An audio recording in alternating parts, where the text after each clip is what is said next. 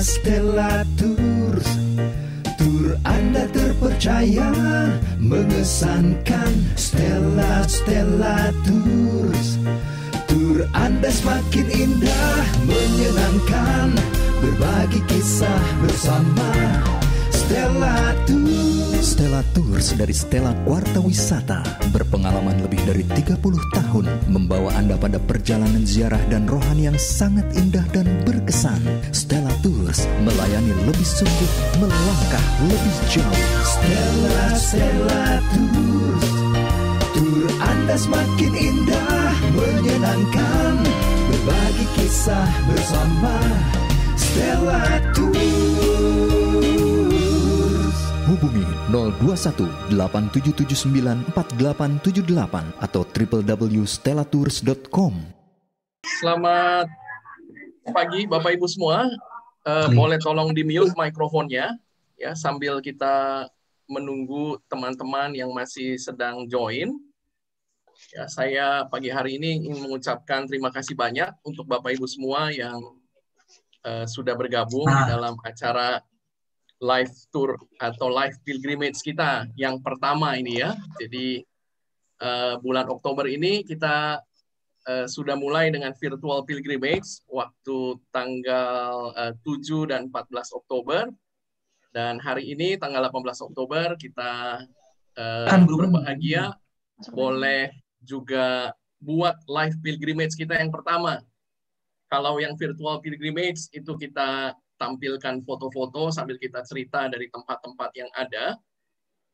Namun di acara hari ini sangat spesial karena ada teman-teman dari Korea Selatan, dari Korea yang akan menemani dan membawa kita ke satu tempat yang sangat spesial, salah satu tempat ziarah utama di Korea Selatan, yaitu Mirine, tempat di mana Santo Andreas Kim Tae-gon dimakamkan di sana. Ya, jadi kita bersyukur, terima kasih kepada Tuhan. Mungkin Tuhan berkenan tahun depan, Bapak Ibu, kita juga boleh berziarah ke Korea Selatan. Dan tahun lalu 2019 itu saya berkesempatan, saya bersyukur boleh berziarah juga ke Korea Selatan. Bahkan saya tahun lalu sempat 3 kali pergi berziarah ke Mirine. Jadi dari masukan, dari kesan para peserta yang pergi ke sana, mereka semua sangat terkesan dengan ziarah di Korea Selatan. Ya, negara yang mungkin Bapak Ibu tidak pernah bayangkan ya, bahwa Korea Selatan itu adalah boleh dibilang negara yang kalau kita bicara kekristenan ya, itu negara yang sangat besar populasi Kristennya. Ya, 27% Bapak Ibu dari penduduk Korea Selatan itu beragama Kristen. Jadi kalau Mike. Yes. Doa dulu, Mike. Ya, nggak apa-apa. Oke. Ya. Jadi kalau kita bayangkan ya Bapak Ibu, populasi penduduk yang Kristen di Korea Selatan itu besar sekali. Oke, baik Bapak Ibu, sebelum kita lanjutkan, kita mau mulai acara kita hari ini. Saya minta kepada Romo Tunjung, terima kasih yang sudah bersedia meluangkan waktunya pagi hari ini. Setelah tadi merayakan Ekaristi ya, Romo ya, memimpin misa, Romo menyempatkan diri untuk bersama dengan kita semua. Romo sebagai salah satu juga tentunya pastor paroki yang ada di Paroki Yakobus di Kelapa Gading, dan juga tentunya ada satu stasi yang menggunakan atau mengambil nama pelindung Santo Andreas Kim Tae-gon di Kelapa Gading. Ya, nanti kita minta kepada Romo untuk memulai acara kita dengan doa untuk kita semua. Silakan Romo Tunjung. Ya, Bapak Ibu dan saudara-saudara yang terkasih, marilah kita mulai ziarah virtual kita ini dengan berdoa. Dalam nama Bapa dan Putra dan Roh Kudus. Amin. Allah yang Maha Kasih, kami bersyukur kepadamu karena segala kebaikan-Mu yang telah Kau nyatakan kepada kami pada hari ini. Kami bersyukur karena cinta kasih-Mu terus Kau nyatakan. Engkau adalah Allah yang begitu baik bagi kami. Bapa yang Maha Kasih, walaupun kami dalam situasi yang tidak mudah, kami percaya bahwa Engkau tetap menyertai kami, Engkau mendampingi kami, dan Engkau membantu kami juga di dalam segala hal. Tumbuhkanlah di dalam diri kami terus-menerus harapan akan kebaikan-Mu itu. Kami juga bersyukur karena pada pagi hari ini Kau izinkan untuk mengikuti ziarah virtual ini. Kami mohon kepadamu, ya Allah, Bapa yang penuh kasih, semoga melalui ziarah virtual ini, kami diteguhkan, kami dikuatkan, iman kami semakin bertumbuh, dan kami semakin mampu untuk menyadari betapa kasih-Nya Engkau terhadap kami. Dan juga bantulah kami agar kami juga mampu seperti Santo Andreas Kim Taegon bermurah hati kepadamu dan kepada sesama kami, sehingga melalui hidup kami, nama-Mu semakin dimuliakan. Kami mohon berkat-Mu bagi mereka yang menyelenggarakan acara ini, yaitu dari Stella Quarta dan semua saja yang mengambil bagian, terutama sahabat-sahabat dari Korea. Semoga Engkau memberkati dan juga melindungi mereka, melimpahkan kesehatan kepada mereka, dan juga Engkau melimpahkan segala kebaikan-Mu kepada mereka. Ini semua kami mohon dengan perantaraan Kristus Tuhan kami. Amin. Dalam nama Bapa dan Putra dan Roh Kudus. Amin. Amin. Baik, terima kasih Romo Tunjung sudah membawa kita dalam doa pagi hari ini. Ya, tentunya acara ini bisa terselenggara karena juga bantuan dan dukungan dari teman-teman kita yang ada di Korea Selatan. Ya, mungkin saya ingin kenalkan. Yang pertama itu adalah rekan yang menjadi perwakilan dari agen di Korea Selatan yang ada di Jakarta, yaitu Saudari Olivia. Olivia, boleh kasih salam buat kita semua? Halo, selamat pagi. Annyeonghaseyo. Senang bertemu Bapak Ibu. Selamat pagi.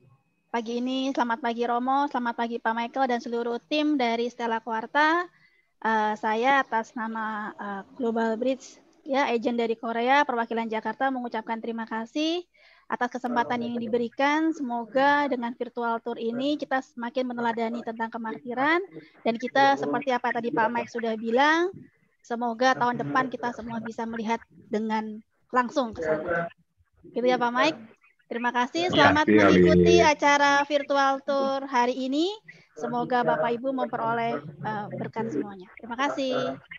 Terima kasih Olive. Oke, terima kasih untuk Olivia, dan juga saya ingin perkenalkan rekan-rekan dari Global Bridge yang ada di Korea Selatan, ya. Ada Saudari Elena. Elena, boleh kasih salam buat kita semua? Ya, selamat pagi pada Romo, Pak Michael, dan Bapak Ibu semuanya. Saya Elena sebagai perwakilan dari Global Bridge di Korea. Terima kasih sudah berpartisipasi untuk mengikuti ziarah di Mirine kali ini. Kiranya ini bisa bertemu dengan Bapak Ibu sekalian tahun depan di Korea. Terima kasih. Annyeonghaseyo. Terima kasih Elena. Ya, ada yang mau lihat nih Elena, videonya dinyalain dong Elena, biar kita kenal semua nanti. Nah, nggak kelihatan wajahnya. Ya, Elena nyalain videonya. Nah, kelihatan ya Elena ini kelihatan. Elena ini dari Indonesia ya, tetapi tinggal di Korea Selatan. Oke, berikutnya saya ingin kenalkan juga guide teman saya ya yang tahun lalu juga membawa beberapa kali grup kita, namanya Sean ya. Boleh Sean tolong perkenalkan kepada kita semua? Halo. Bisa dengar? Halo. Annyeonghaseyo. Halo. Annyeonghaseyo. Nah, itu adalah guide kita Sean ya. Sean, salam berjumpa lagi. Senang sekali boleh berjumpa lagi. Ya, terima kasih sudah meluangkan waktu tentunya untuk bisa bersama dengan kita semua pagi hari ini. Oke, juga ada Mr. Kim tentunya yang pada kesempatan ini ya menjadi videographer dari acara kita ya. Terima kasih juga kepada Mr. Kim. Oke, baik Bapak Ibu, kita akan mulai acara kita pagi hari ini ya. Saya akan screen sharing, ya. Kemudian nanti kita akan langsung untuk live dari Mirine di Korea Selatan. Oke, baik Bapak Ibu, ya. Pagi hari ini kita akan live pilgrimage sebagai bagian dari acara live pilgrimage. Dan ini adalah acara kita yang pertama, ya. Untuk pada kesempatan ini kita akan bersiarah ke Mirine, makam dari Santo Andreas Kim Taegon yang ada di Korea Selatan, ya. Seorang santo yang sungguh luar biasa, ya, menjadi bagian dari sejarah 메인 스크린으로 나온 걸로 하는 것 같아요. Iya, sejarah kekatolikan yang sungguh luar biasa hebat di Korea Selatan. Ya, saya lanjutkan sedikit ya Bapak Ibu tadi mengenai Korea Selatan, negara dengan penduduk sekitar 51 juta jiwa sekarang ini. Dan yang menarik Bapak Ibu bahwa populasi Kristen yang ada di Korea Selatan itu sangatlah besar ya. Populasi Kristen secara keseluruhan ada sekitar 20%. Dan 11% dari seluruh penduduk Korea Selatan yang jumlahnya sekarang ini 51 juta adalah pengikut dari Gereja Katolik Roma. Jadi kalau numbers kan, dijumlahkan kira-kira ada sekitar 5,8 juta dari penduduk Korea Selatan yang beragama Katolik ya. Jadi kita bisa bayangkan ya Bapak Ibu, besar sekali populasi gereja pengikut dari umat gereja Katolik yang ada di Korea Selatan. Korea Selatan sendiri Bapak Ibu menjadi negara ketiga boleh dibilang di Asia yang sangat Katolik ya, setelah Filipina dan Timor Leste. Jadi kalau Bapak Ibu Tuhan berkenan ya, bisa bersiarah ke Korea Selatan, ya saya juga bisa memahami mengapa waktu tahun lalu dari peserta-peserta siarah yang pergi bersama dengan kita itu sangat terkesan ketika mereka bersiarah ke Korea Selatan. Karena memang kita bisa melihat banyak sekali sejarah yang luar biasa yang pertama, juga kita bisa melihat juga bagaimana umat Katolik di Korea Selatan itu juga sangat-sangat aktif. Jadi biasanya saya senang, ya kami senang dari Stella Quarta kalau di dalam pesiarahan kita ada satu kesempatan untuk mengajak Bapak Ibu semua untuk bisa juga misa bersama dengan umat Katolik di Korea Selatan. Ya, jadi biasanya kita akan ambil satu kesempatan, umumnya kami pilih di Katedral Myeongdong ya, karena setiap hari ada misa di sana di sore hari, sehingga selain tentunya kita misa-misa pribadi sepanjang perjalanan bersama dengan grup kita juga berkesempatan untuk misa merayakan bersama dengan umat Katolik setempat. Ya, menarik juga Bapak Ibu bahwa kalau dari statistik ya 56% dari orang Korea ini Bapak Ibu mereka menyatakan dirinya sebagai tidak punya agama begitu. Ya, jadi satu hal tentunya yang membuat kenapa populasi Kristen sekarang ini bisa menjadi yang terbesar secara agama secara agama di Korea Selatan. Ya, jadi penduduk Buddhis bahkan Bapak Ibu itu jumlahnya hanya 15%. Jadi kita bisa bayangkan ya kalau kita pergi ke Korea Selatan, sebetulnya kita pergi ke satu negara yang penduduk Kristennya itu sangat-sangat besar, dan bukan hanya besar, tetapi juga sangat-sangat aktif.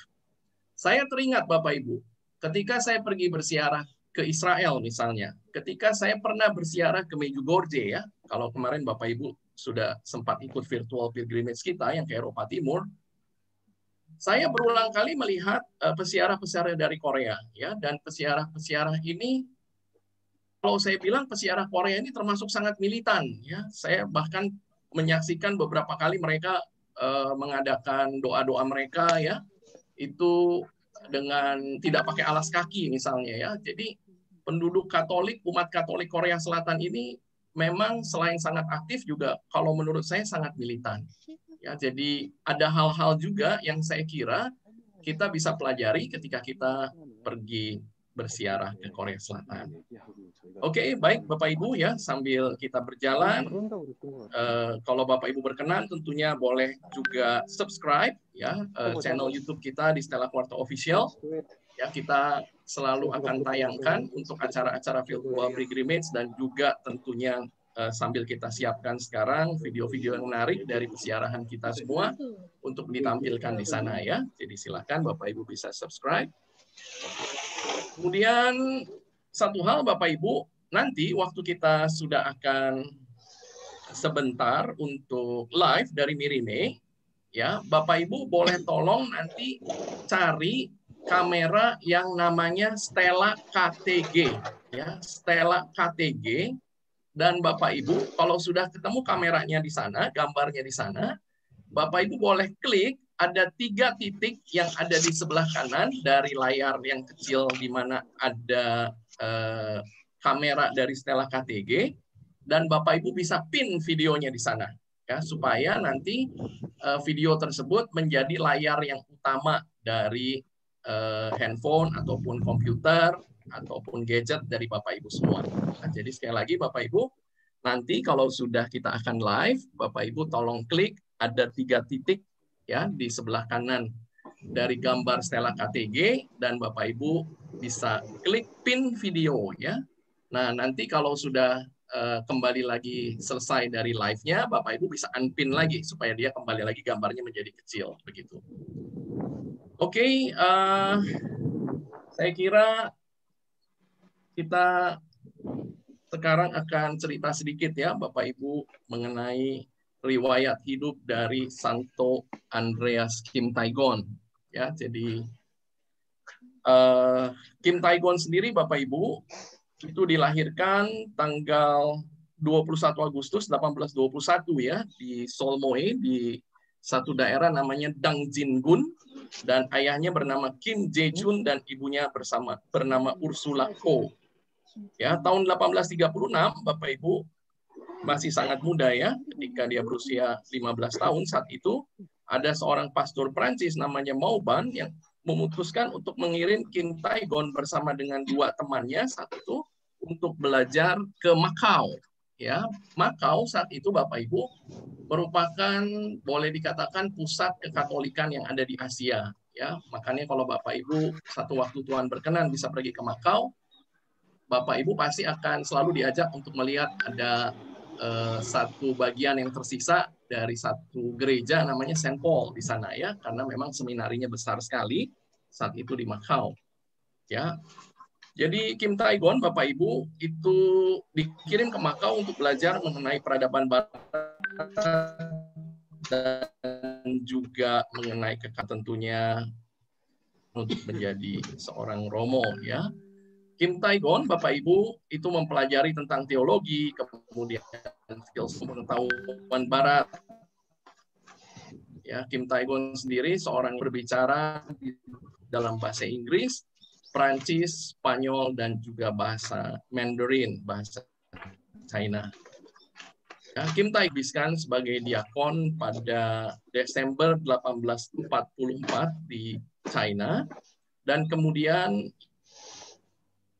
ia ditahbiskan sebagai seorang pastor kita nih. Jadi kita pasti nggak akan lupa tahun 1845 oleh Uskup Ferreol di China. 5 Bapak Ibu, dia berhasil tiba di Seoul seorang diri ya. Tetapi waktu itu situasinya sangat berbahaya, maka kemudian ia memutuskan untuk kembali ke China. Tanggal 12 Oktober 18 Kim Tae-gon tiba di daerah Nabawi, di daerah Uskup Ferreol dan Pastor Develui. Sesampainya di Korea, ia bekerja sebagai pastor selama 6 bulan. Ya, saat itu Bapak Ibu di masa dari kekuasaan di Korea Selatan di bawah kepemimpinan dari dinasti Joseon, ya Kim Tae-gon kemudian ditangkap ya Bapak Ibu di Pulau Sunwido. Jadi kenapa dinasti Joseon ini memusuhi para Romo Katolik, Bapak Ibu, karena pada saat itu Gereja Katolik itu dianggap bagian dari Prancis, ya, dan waktu itu pemerintah Korea Selatan, pemerintah Korea itu sedang bermusuhan dengan pemerintah Prancis, ya. Jadi satu masa yang sangat umum saya kira pada masa itu ketika banyak negara-negara Eropa yang ingin punya koloni di Asia, ya. Jadi termasuk juga waktu itu Prancis hubungannya sangat tegang dengan Korea sehingga akhirnya pemerintahan Korea pada saat itu di bawah dinasti Joseon, mereka kemudian juga memusuhi para Romo ini dan kemudian menangkap mereka, bahkan membunuh mereka semua, ya, banyak sekali yang meninggal. Ya, Kim Tae-gon setelah ditangkap di Pulau Surido kemudian dikirim ke Haeju dan kemudian tiba di Seoul, ya. Hidup Kim Tae-gon sendiri berakhir di usia 25 tahun. Kim Tae-gon, nanti saya akan cerita bagaimana kisah yang sangat sedih dari proses hukuman mati yang dijalani oleh tanggal 15 dari Raja. Ya, ditontonkan di satu tempat namanya Senamto pada 16 September 1843. 3 hari kemudian, ya, namanya menggali kubur Pastor Kim Tae-gon pada malam hari dan kemudian dia menggendong Bapak Ibu jenazah Pastor Kim ini, Pastor Kim Tae-gon, ke Mirine. Ya, jadi bisa dibayangkan ya Bapak Ibu, itu jaraknya kurang lebih 60 km dari kota Seoul, ya, dan memakan waktu kurang lebih 7 hari. Ya, karena ia tidak bisa melakukannya siang hari, hanya bisa melakukannya saat malam hari. Ya, Kim Tae-gon Bapak Ibu adalah salah satu dari 103 martir di Korea, ya. Dia adalah juga Romo Korea yang pertama yang bersama dengan juga 10 misionaris dari Prancis, ada 3 uskup dan 7 imam yang dibunuh oleh pemerintahan dinasti Joseon karena mempertahankan keyakinan imannya. 25 Juli 1925 Bapak Ibu, Pastor Kim Tae-gon dibeatifikasi oleh Paus Pius ke-11 dan tanggal 6 Mei 1984 ya, Pastor Andreas Kim Tae-gon dinyatakan sebagai orang kudus, dikanonisasi oleh Paus Yohanes Paulus II bertepatan dengan peringatan 200 tahun kehadiran Gereja Katolik di Korea.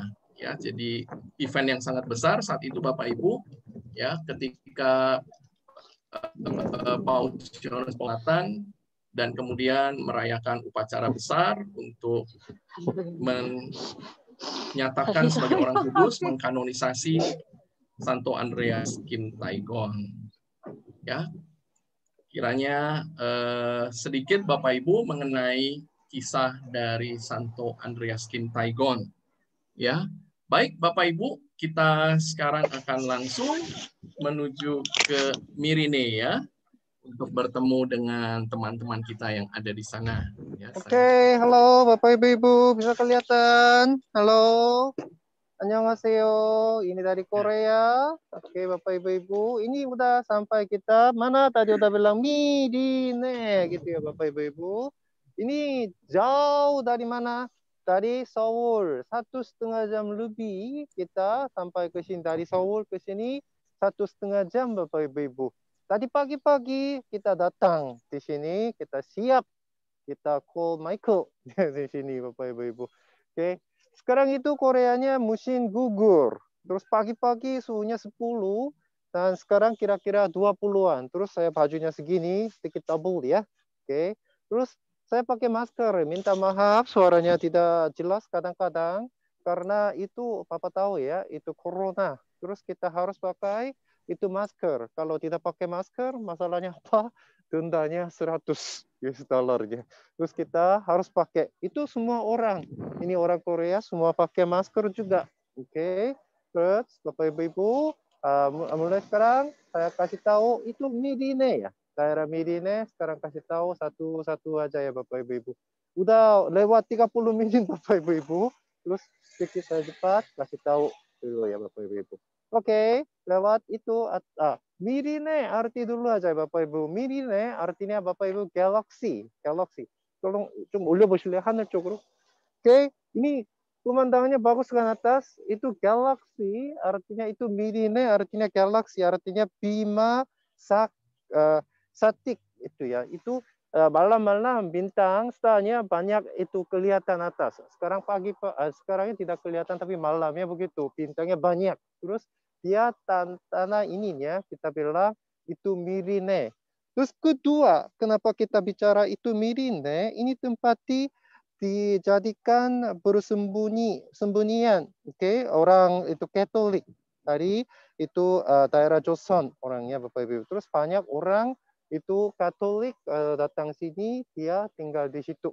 Oke, Bapak Ibu. Anyway, ini namanya Mirine gitu ya Bapak Ibu. Oke, tolong lihat sebelah kanan. Oke. Sebelah kanan pelan-pelan. Di situ ada Bapak Ibu dinding pahat 103 martir. Yang putih ya, sekarang kelihatan putih. Ini 103 martir yang dikanonisasi seperti saint oleh Paulus Yohanes kedua pada tahun 1984 dia datang ke Korea, terus dia bilang itu 103 orang martir itunya udah jadi. Itu gambarnya segini ada, di atas tengahnya ada Yesus, terus di bawah itu salibnya dia pegang jalan, itu siapa ya? Kelihatan Kim Tae-gon itu, dan kiri kanan itu orang itu martirnya ada kelihatan. Ini putihnya kelihatannya tidak jelas banget, tapi itu pintu depan itu Mirine ada itu banyak dinding pahit ya ada di sini. Terus sebelah kiri ini ada patung siapa? Kim Tae-gon. Dia pertama orang Korea Romo ya, pertama orang Korea Romo. Terus di situ tulisannya gini, Romo bilang itu teman-teman kita bertemu di mana di itu surga. Oke, sebelum dia martir dia bilang begitu Bapak Ibu. Ini pertama pintu itu Mirine, kita tulisannya segini. Oke Bapak Ibu. Kita jalan di depan, masuk pelan-pelan masuk di dalam aja ya Bapak Ibu. Di situ Mirinenya Bapak Ibu.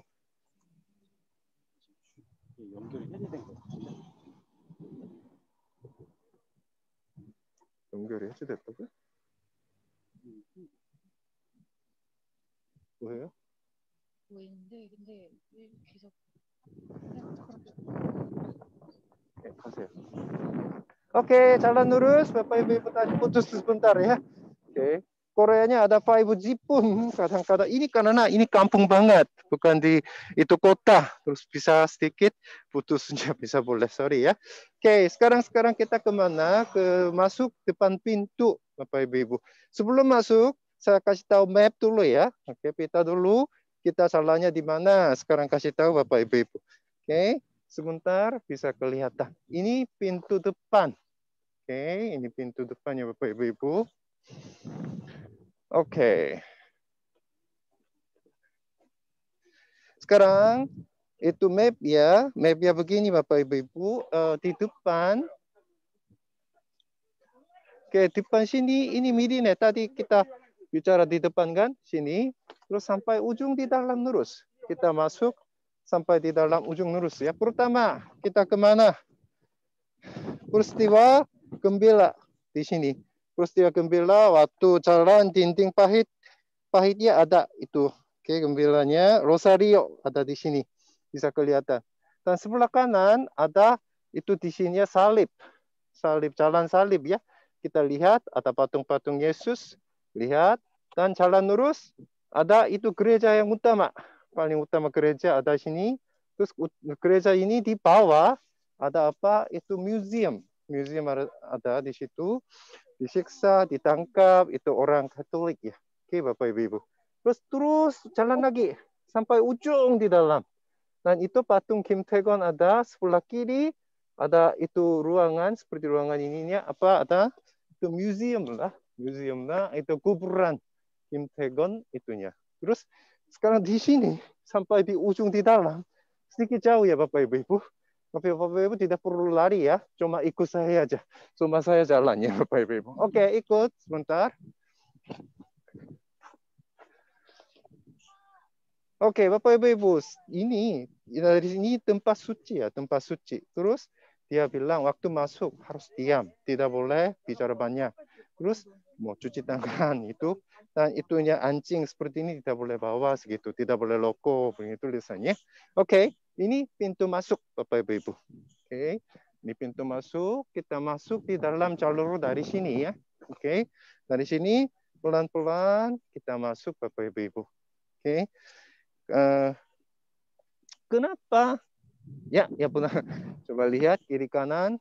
Oke, ini jalur dari sini. Mungkin sebagian udah pernah sini, Bapak Ibu, udah ingat ya dari sini ujung dalamnya jauh. Oke. Terus kenapa Bapak Ibu ke itunya? Bagaimana agama Katolik masuk ke Korea? Bagaimana bisa? Oke. Biasanya negara yang lainnya itu missionary dulu, missionaries dulu. Tapi Koreanya Bapak Ibu, Katoliknya bukan missionary, tidak lewat missionaries. Ini dari mana? Dari buku. Artinya orang Korea ilmu pengetahuan itu daerah barat. Oke, dia ambil buku dari daerah barat bukunya, dia lihat tahun 1603 dia itu dapat buku dan dia lihat bukunya terus. Oke, dia bukunya terus lihat. Terus, itu orang itunya barat ya, dia pikirannya, gagasannya apa? Dia pikiran begitu. Terus, pertama, orang Korea, ini bukunya, banyak Katoliknya baguslah. Dia pikiran dari buku. Terus, dari buku dia lihat buku, terus dia percaya sendiri. Oke. Terus dengan sendiriannya, oke, dia percaya itu Katolik ya. Dan paling pertama tahun 1784 itu Isungun, orang Isungun, dia dari Beijing, batisnya, pertama batis dari Beijing dia dapat. Anyway, udah sampai, kita sampai di sini. Ini pertama kita ke gambar, seperti gambarnya itu peristiwa Rosario. Gembira, peristiwa gembira Rosario ya, Bapak Ibu. Maria menerima kabar sukacita dari malaikat Gabriel. Iya benar. Ini nomor 1, ini ada ini sampai terus sampai di atas. Kelihatan. Ini pertama ada. Terus cuma 20 meter ada lagi itunya. Keduanya peristiwa kedua ini Maria mengunjungi Elizabeth saudaranya. Nanti bisa kelihatan kedua seperti ini. Bisa lihat satu-satu. Nanti ketiga apa-apa Yesus dilahirkan di Bethlehem. Seperti ini bisa kelihatan satu-satu. Terus banyak orang waktu jalan ini dia berdoa, oke, dia pikiran Tuhan, dia jalurnya ini. Oke, segitu Bapak Ibu.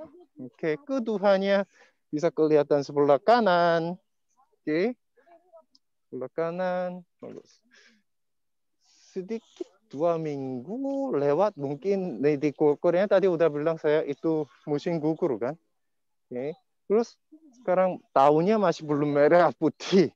Mungkin 2 minggu lagi mungkin bisa jadi. Oke, merah putih ya. Sekarang mau jadi sedikit. Itu kurang warnanya kuningnya. Anyway, ini kedua. Oke.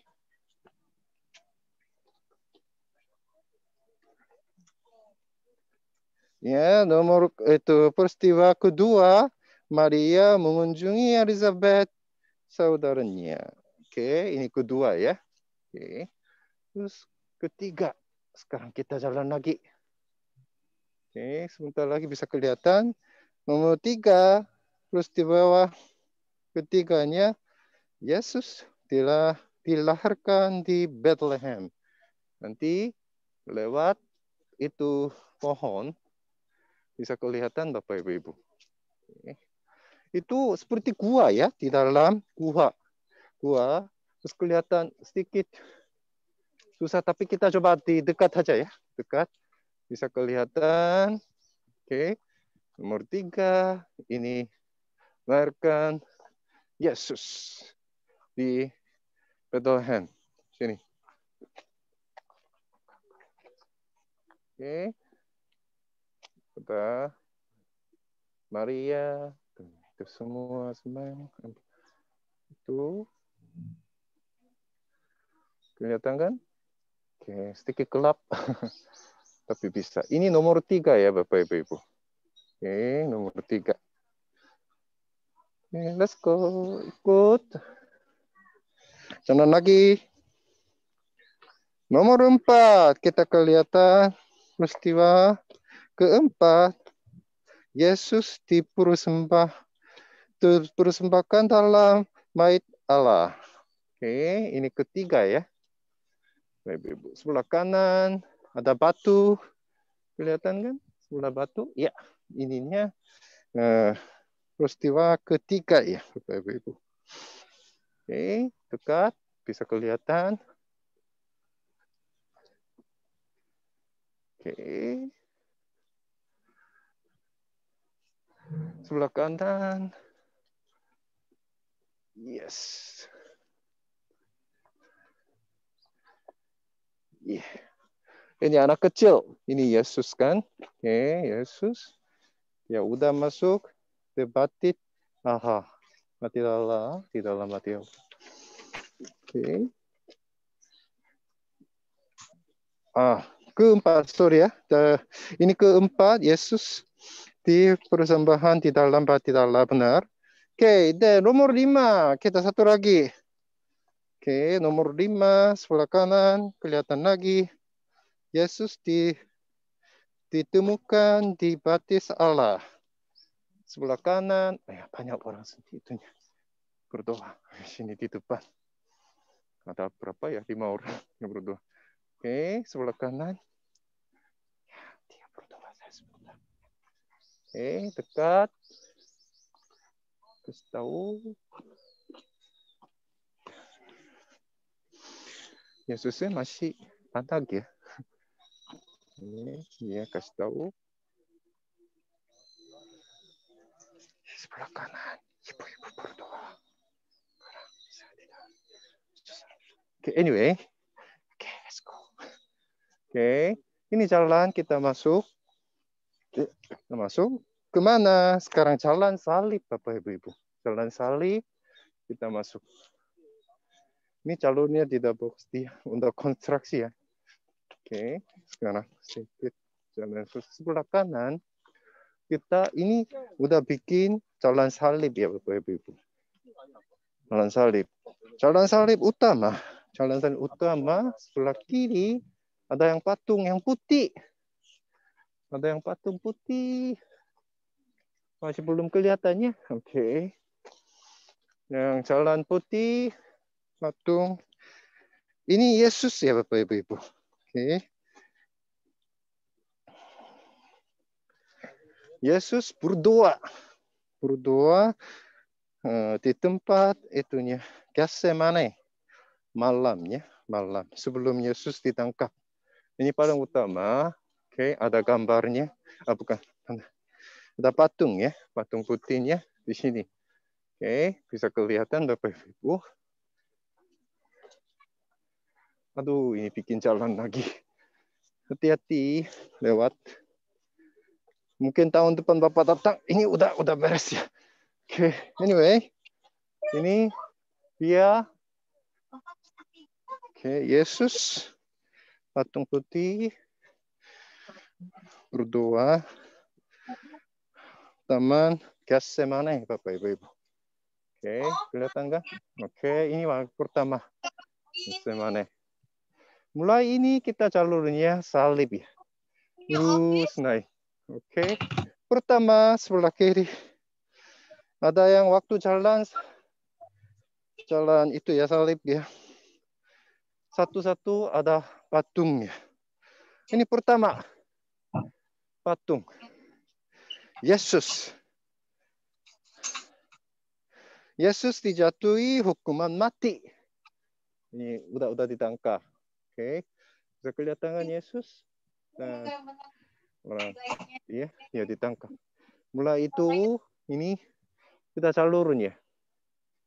Jalurnya lurus, naik. Ya, naik lagi ini ya. Ini jalan salib ya Bapak Ibu. Kita jalan sedikit ya. Patung kedua. Sebelah kiri. Kita lihat Yesus menanggal salib ya. Menanggal salib, sebelah kiri.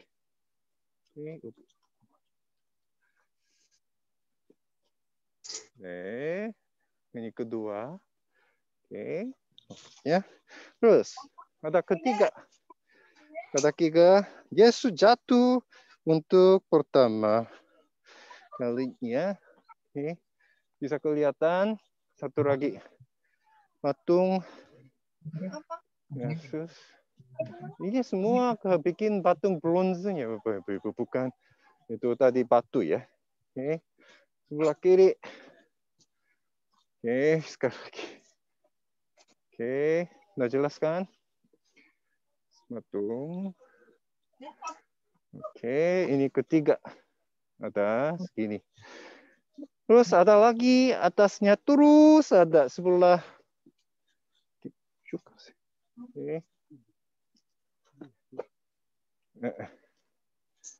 Jalannya terus ada sebelah kiri.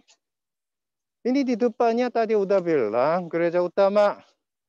Ini memorize siapa? Itu tadi udah bilang martir 103 orang. Itu memorize mereka. Dan bikin tahun 1991 bikinnya.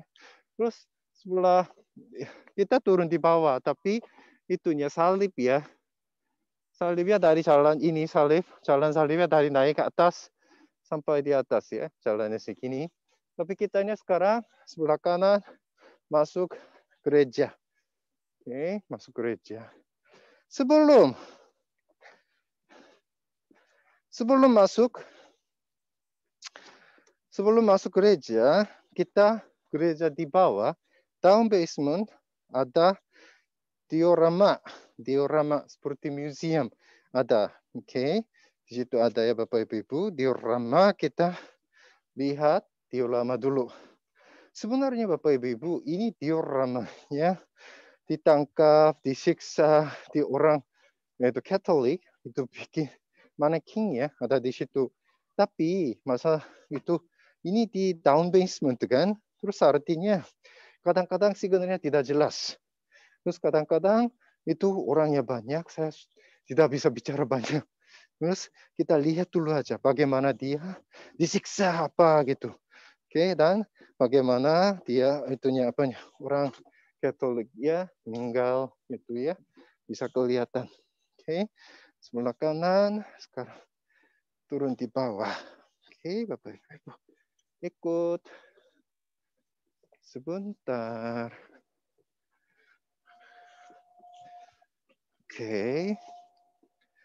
Mulai di sini ya Bapak Ibu.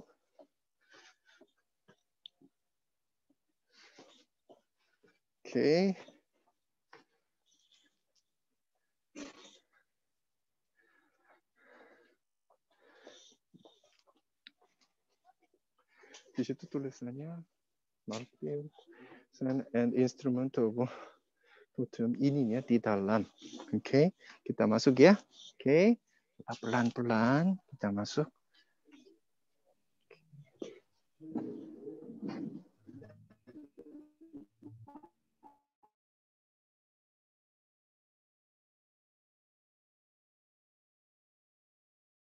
Museum Diorama ya. Bapak Ibu, Museum Diorama ini bagus sekali. Ya, saya begitu terharu dan terkesan melihat Museum Diorama ini ya. Jadi kita bisa lihat bagaimana pada saat itu para misionaris dari luar negeri termasuk juga imam-imam lokal dan orang-orang Katolik di Korea Selatan itu disiksa. Ya, disiksa dengan cara-cara yang sangat kejam. Ya, Bapak Ibu bisa lihat di gambar ini. Diikat tangannya di belakang, Bapak Ibu, kemudian dibuat satu, dan setelah itu palang kayunya akan diangkat ke atas, Bapak Ibu. Ya, bisa dibayangkan begitu. Ya, bisa dibayangkan betapa sakitnya ya, bahkan mungkin bisa sampai patah tangannya karena siksaan ia. Dan dengan semua siksaan yang mereka alami, mereka tetap mempertahankan iman mereka. Ya, mereka menyangkal kekatolikan mereka. Ya, luar biasa ya, di dalam siksaan yang begitu iman mereka. Ya, sambil saya lihat Bapak Ibu ya, bagaimana mereka dipukuli, bagaimana mereka kemudian juga dipenggal kepalanya. Ya, kemudian kita lihat ini ya, siksaan juga yang sangat umum dilakukan pada masa dinasti Joseon pada saat itu. Ya, termasuk juga dialami oleh santo kita Kim Tae-gon, Bapak Ibu. Ya, kita lihat bahwa mereka akan digantung seperti itu. Jadi kakinya ini terangkat dari tanah ya. Kita bisa bayangkan bahwa sakit sekali tentunya menahan badan mereka dengan ketiak mereka begitu. Dan Bapak Ibu perhatikan ya, kalau kuping-kupingnya mereka ini semua ditusuk panah. Ya, ini siksaan juga yang mereka lakukan saat itu terhadap orang-orang Kristen. Ya, kita lihat lagi.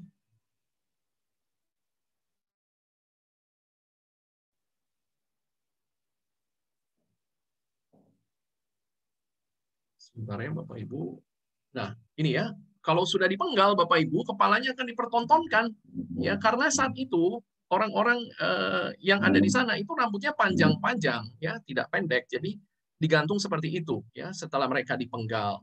Kita lihat di gambar yang tengah, itu lututnya dihajar Bapak Ibu, pakai balok kayu. Ya, bisa dibayangkan sakitnya seperti apa. Ya, yang sebelah kanan juga ya. Kalau Bapak Ibu perhatikan ya, itu mereka itu di bagian bawah kakinya itu sengaja dikasih batu-batu supaya tambah sakit lagi ya. Udah disuruh berlutut di atas batu yang tajam, terus dipukuli.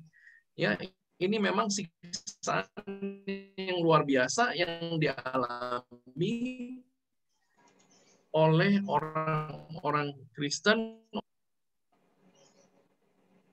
Ya, kemudian kita lihat lagi nih Bapak Ibu. Bisa lihat ya di sini. Orang ini diikat. Terus di bagian kakinya, di bagian lututnya Bapak Ibu, itu dikasih tali tambang. Kembangnya ditarik ke kiri ke kanan. Ya, seperti diiris-iris kakinya. Bisa dibayangkan ya sakitnya kayak apa gitu. Ya, tetapi dengan semua penderitaan mereka tidak menyangkal ya, kekatolikan dan saya nggak habis pikir ya, orang tuh ketemu aja cara nyiksa orang gitu. Bapak Ibu bisa lihat ya, kakinya diikat di pergelangan, kakinya diikat di paha, kemudian tengah-tengahnya dikasih balok terus diungkit keluar. Ya itu bayangkan ya, patah kakinya. Ya sakitnya seperti apa gitu. Ya, penderitaan yang dialami oleh mereka. Ya, kemudian yang di tengah ini ya, seorang anak kecil Bapak tetap setia kepada iman Kristennya walaupun dia akhirnya harus dibunuh. Ya. Foto yang kanan ini adalah misionaris-misionaris dari Prancis. Ya, Bapak Ibu lihat ya. Kuping mereka itu dibolongin, kemudian dimasukkan tali ya, kemudian digantung begitu. Ya, jadi kita bisa bayangkan ya. Siksaan-siksaan yang dilakukan saat itu. Nah, ini ya. Kita lihat ya, Bapak Ibu misionaris-misionaris dari Prancis yang saat itu juga menjadi bagian dari 103 martir Korea Selatan. Martir Korea ya, yang kemudian ini yang berikutnya Bapak Ibu bisa lihat. Coba bayangkan ya. Digantung ke belakang Bapak Ibu, diikat seperti itu. Itu lepas semua tulang bahunya ya. Dan masih lagi dipakai kayu diungkit-ungkit begitu. Ya, luar biasa memang. Ya, cara-cara penyiksaan yang terjadi saat itu. Ya, jadi 103 martir Korea ini Bapak Ibu dikanonisasi tanggal 6 Mei 1984 oleh Paus Yohanes Paulus II di Seoul. Ya, biasanya proses kanonisasi seringkali adanya di Roma Bapak Ibu.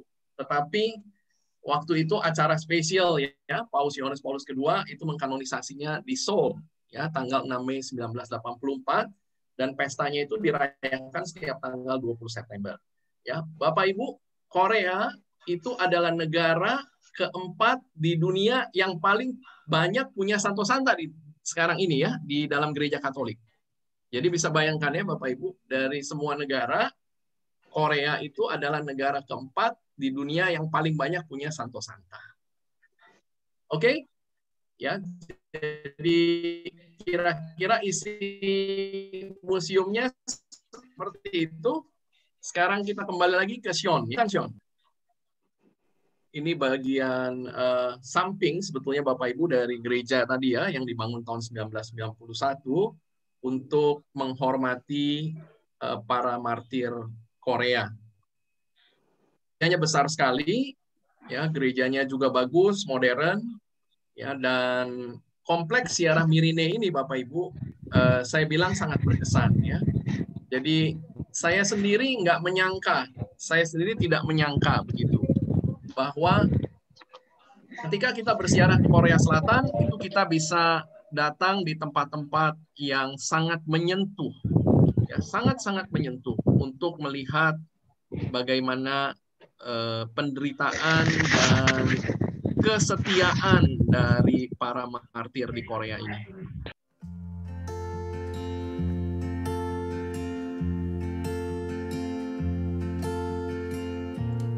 Anyway, itu sekarang Bapak Ibu kelihatan di depan itu gereja. Ya, ini gereja ya. Ini gereja utama tahun 1991 baru bikin. Itu hari ini saya mau di dalam itu kasih tahu di dalam, tapi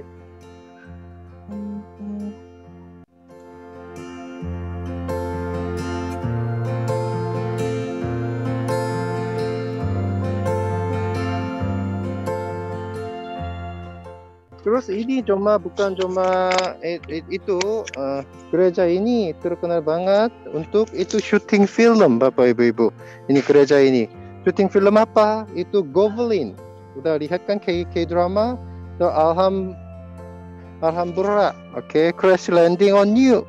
Dan sebagian itu banyak itu syuting film Koreanya dari sini Bapak Ibu.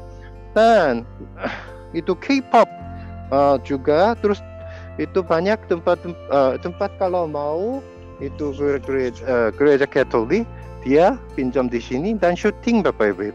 Oke, sekarang kita jalan ke mana? Ada kuburan itu Kim Tae-gun Bapak Ibu. Kenapa Bapak Ibu Joseon Dynasty? Kenapa Joseon Dynasty tidak suka Katolik ya Bapak? Kenapa? Tadi Pak Michael sudah bilang itu Prancis ya bunuhi tidak suka itu ya benar, ini juga benar, tapi waktu Joseon Dynasty itu gereja Katoliknya tidak suka, ada beberapa itu ada budayanya di Korea ada, pertama kenapa tidak suka kita itu Katolik, pertama waktu Joseon Dynasty kita Konghucu ya Konghucu, oke, budaya Konghucu ya. Terus budaya Konghucunya paling pentingnya apa? Kemudian apa? Menghormati apa? Orang tua kan? Oke. Terus itu menghormati orang tua terutama. Tetapi dan itu mengucapkan persembahan untuk nenek moyang. Ini penting banget. Terus setahun 2 kali 3 kali kita begitu. Mamanya meninggal, kita berdoa ada apa. Tapi Katoliknya tidak boleh kan? Tidak boleh segitu. Terus kedua, itu kenapa Katoliknya tidak suka waktu Joseon Dynasty? Katoliknya bilang itu orangnya semua rata-rata sama, okay?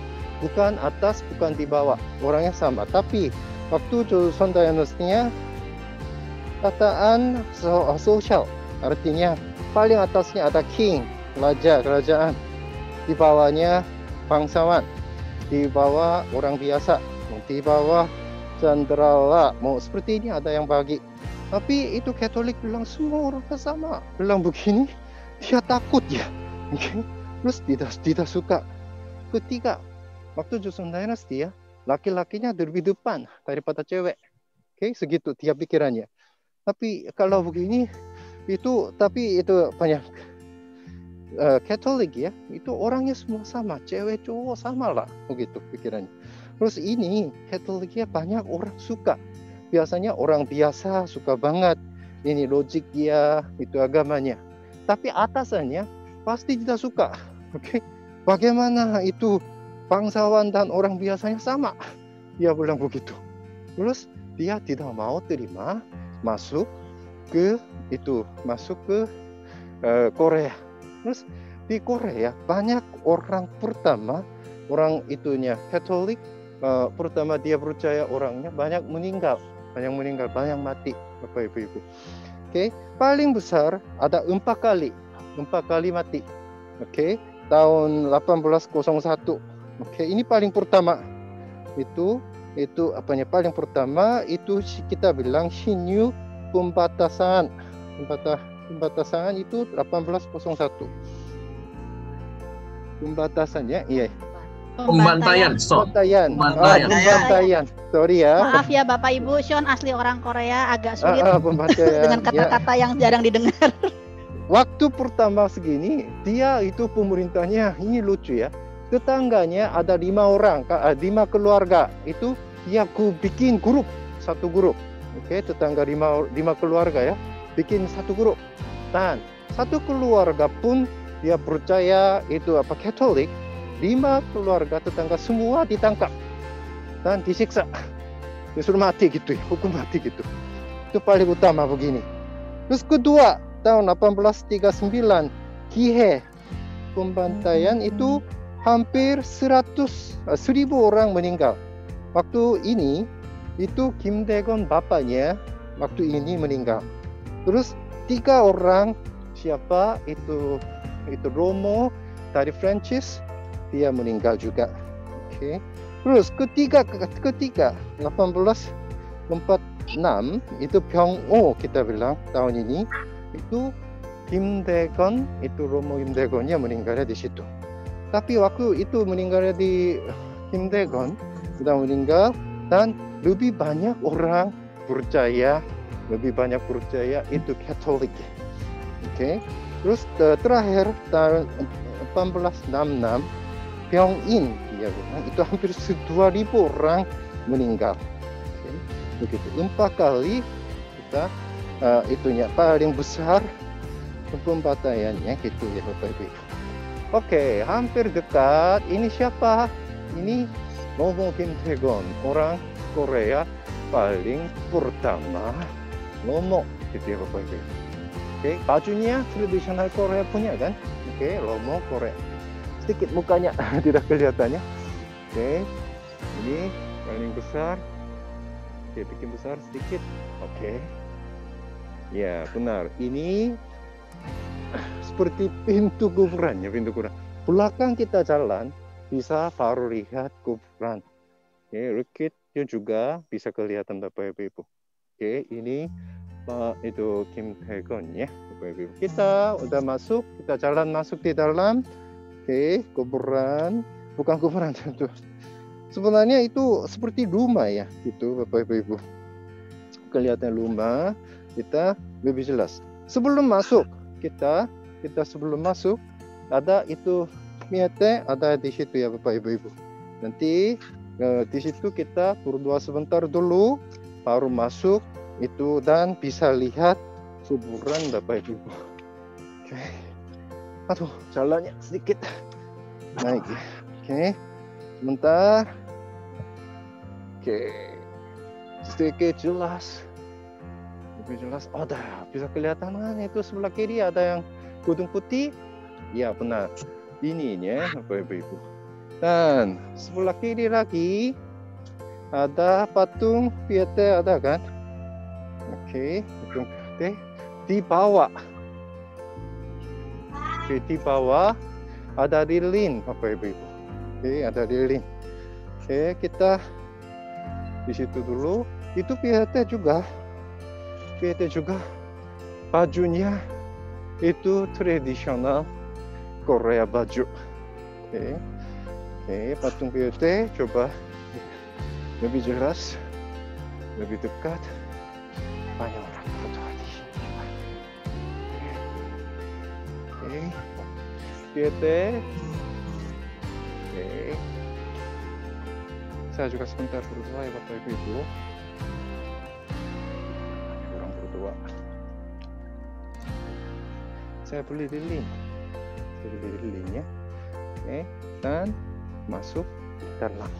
Nanti masuk di dalam. Sebentar. Oke, kita masuk ya.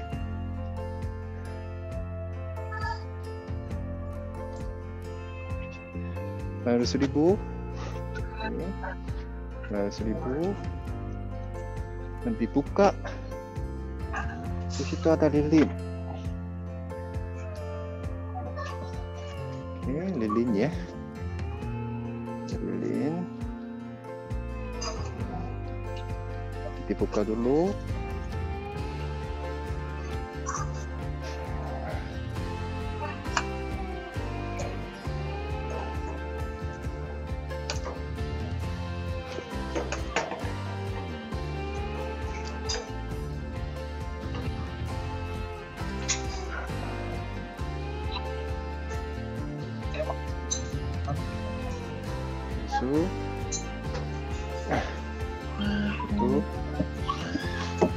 Oke, sebentar kita berdoa aja ya Bapak Ibu untuk itu tolong cepat selesai corona juga. Oke, sebentar kita berdoa.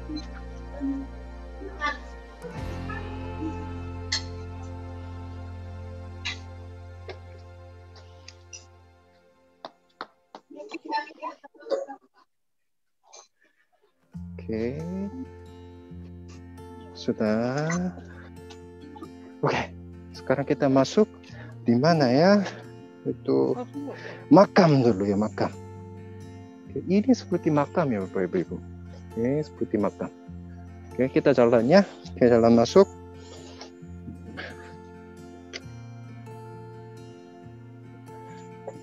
Di rumah, seperti rumah, ini gereja itu di dalam ada Kim Tae-gon liquid. Liquidnya ada. Oke, liquidnya ada. Kita coba masuk di dalam lebih jelas. Liquidnya ada dua. Reliquid, Bapak Ibu. Reliquid. Reliquid ada, satunya tulang kaki itu Kim Tae-gon. Oke, keduanya peti itu kayu. Waktu yang meninggal pakai itu peti kan, itu ada kayu sedikit, itu ada kelihatan. Oke, kita jalan masuk ya. Tidak boleh suaranya besar, kita masuk sebentar aja ya. Oke, buka sepatu. Ya, coba kameranya di stop. Mungkin Bapak Ibu mau yang ambil foto, screenshot boleh. Sean, tolong kameranya stop ya. Steady, oke, thank you.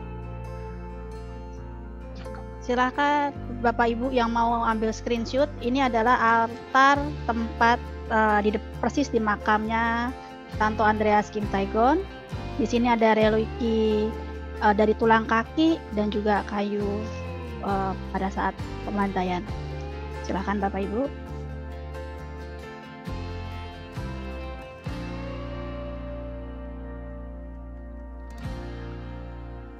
Ya, Bapak Ibu.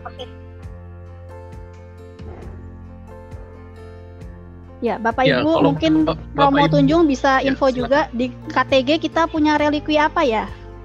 Romo Tunjung? Waduh, saya kurang tahu. Di bagian apa itu? Tulang apa itu di dalam KTG? Saya tidak tahu. Ya, jadi ini ada relikwi. Tanya sama Romo itu, Romo Yadi yang dulu ngurus. Oh, baik Romo. Tetapi kami di Gereja Kim Tae-gon Jakarta, kita juga ada relikwi dari Santo Andreas Kim Tae-gon. Andreas Kim Tae-gon, ya betul. Ya, dan pembangunan gereja juga batunya diambil dari sini ya. Dari ya, jadi kita adalah kulitnya ya, kulitnya. Mungkin juga Bu. Kulitnya. Kalau kulit kayaknya tidak ya Ibu. Kulit pasti tidak. Kalau kulit tidak. Tulang kulit tidak, mungkin tulang. Kemungkinan tulang kaki. Tulang kaki. Ya, baik. Oke, Sean, boleh ke depan. Terima kasih.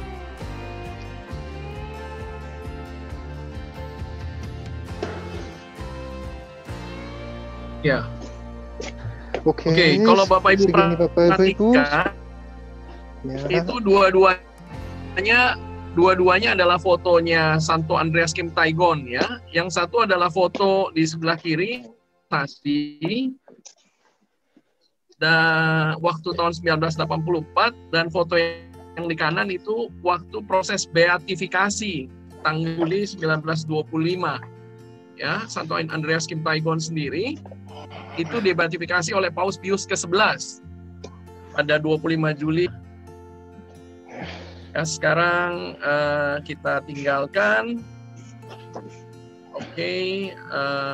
Kapel. Udah lihat. Makam, dan persis di depan kapel Oke. ada makam ya. Silakan. Ya, makam sebelah kan. Ini di sini ada makamnya, ada 4. Ada 4 makam di sini. Oke, saya kasih tahu satu-satu dulu ya. Paling ujung kanan pojok. Ini satu. 최문식. Ini paling utama. Paling pojok di sini ada 최문식 ya. Oke. Waktu mirine nomor 3 itunya atasan, nomor 3 itu di situ dia waktu bikin dia nomor 3, dia kerja di sini 20 tahun kerja sini, dan dia kemana penyebaran agama luar negara ke China. Oke. Terus dia kasih tahu itu Katolik ke China. China-nya besar kan, bukan Makau atasan Korea Utara. Di situ kasih tahu itunya Katolik, tapi dia ditangkap dan dia itu meninggal, dan dia di sini. Oke, ada. Terus sebelah ini ada satu orang, terus sebelah kiri satu lagi. Ini siapa? Ini Johann Joseph Perlo ya. Ini siapa? Nah, ini siapa? Itu Joseon Uskup ya. Joseon Uskup nomor ketiga. Joseon Uskup nomor ketiga, dia itu namanya Perelo, tapi dianya waktu di itu Kim Tae-gon waktu belajar di mana di itu Makau, dia kasih tahu itu teachernya seperti ya, gurunya dia kasih tahu itu Katolik ya dari itu Makau. Oke. Dan dianya itu Kim Tae-gonnya 4 tahun setengah di Makau dia itu belajar itunya, dan lulus dia mau ke Korea. Waktu ke Korea dia itu Perlo dia kasih uang. Oke, kenapa? Ke uang itu Perlo juga mau masuk ke Korea, tapi jalan kaki lewat China, lewat ke Korea susah jalannya. Bilang begitu, dia kasih uang itu dia beli itunya kapal. Oke. Terus dia beli kapal ke China lagi, dan diantar Perlo dan antar ke Korea itu Kim Tae-gon. Antar ke itu Perlo. Dan itu waktu Perlo itu waktu meninggal mati, dia bilang ini orang Prancis juga ya. Dia tidak mau kembali ke Prancis padanya. Saya mau itu dekat dengan Kim Tae-gon itunya. Oke. Terus dia badannya taruh di sini. Kalau artinya begini, itu makam Kim Tae-gonnya pasti dekat kan? Benar Bapak. Oke, sebelah kiri kita lihat ada, ini sebelah kanan 2 makam. Sebelah kiri ada 2 lagi. Tolong, oke, lihat 2 lagi makam. Utama paling pojok 1. Ini siapa? Kang Do-young. Ini juga Romo. Kang Do-young Marcos. Oke. Ini Kang Do-young Marcos. Dia paling pertama itu Mirine bikin. Ini nomor 1 waktu bikin itu Mirine, dia itu Romo ya. Oke. Terus dia meninggal ya itu tipus tahun 1929 ya. Dia. Terus terakhir sekarang mau kasih tahu itu Kim Tae-gon Andreas sebelah kanan. Ini. Oke. Udah tulis tahun. Oke, ini Kim Tae-gon Andreas ya. Oke, lahir paling utama 1821. Oke, terus jadi Romo. Ini Romonya itu dapat dari siapa? Sebelah kanan tadi Petro. Oke, Petro dia kasih Romo ya. Terus dia Romo tahun 1845. Dan dia meninggal di Seoul, ya itu ya, dia meninggal di Seoul 1846. Terus itu martir ya, martir. Dan tahun 1925 ratifikasi, ya bisa diratifikasi. Terus terakhir tahun 1984 dia canonization as a saint, dan sudah jadi saint ya Bapak Ibu. Ini Andreas Kim Tae-gon itu kuburannya ada di sini Bapak Ibu. Terus lewat keluar sebelah kanan itu mamanya kuburannya ada juga. Mama siapa? Kim Tae-gon, kuburannya ada juga. Oke, ini lihat sebentar.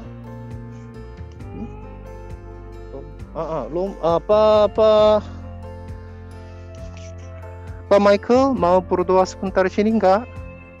Iya, baik. Bapak Ibu, kita akan berdoa bersama dengan Romo Tunjung persis di depan makamnya dari Santo Andreas Kim Tae-gon. Silakan Romo. Ya, Bapak Ibu dan saudara-saudari yang terkasih, marilah kita hening sejenak. Kita mempersiapkan hati kita. Kita juga mohon kepada Tuhan supaya melalui Santo Andreas Kim Tae-gon segala harapan kita, segala permohonan kita dapat terwujud, dan dengan demikian kita dapat mengalami sendiri melalui Santo Andreas Kim Tae-gon itu segala kebaikan dan cinta kasih Allah. Dalam nama Bapa dan Putra dan Roh Kudus. Amin. Kami bersyukur kepadamu ya Allah, karena Engkau adalah Bapa yang baik bagi kami, yang selalu mengasihi kami, yang mencintai kami dan mendampingi kami sampai saat ini. Kami bersyukur juga atas orang kudus-Mu, yaitu Santo Andreas Kim Tae-gon, yang telah Kau berikan kepada kami. Kami mohon kepadamu ya Allah, semoga Santo Andreas Kim Tae-gon dapat sungguh-sungguh menjadi inspirasi bagi hidup kami untuk memuliakan nama-Mu. Walaupun kami kerap kali rapuh, kerap kali lemah, dan kami tidak berdaya. Kami mohon kepadamu ya Allah, berkat rahmat dan belas kasihan-Mu, dan berkat doa Santo Andreas Kim Tae-gon, semoga apa yang kami harapkan, apa yang kami rindukan di dalam situasi saat ini sungguh-sungguh terwujud. Saya minta Bapak dan Ibu berdoa di dalam hati masing-masing, menyampaikan permohonan dan harapan-harapan yang ada di dalam hati Bapak dan Ibu.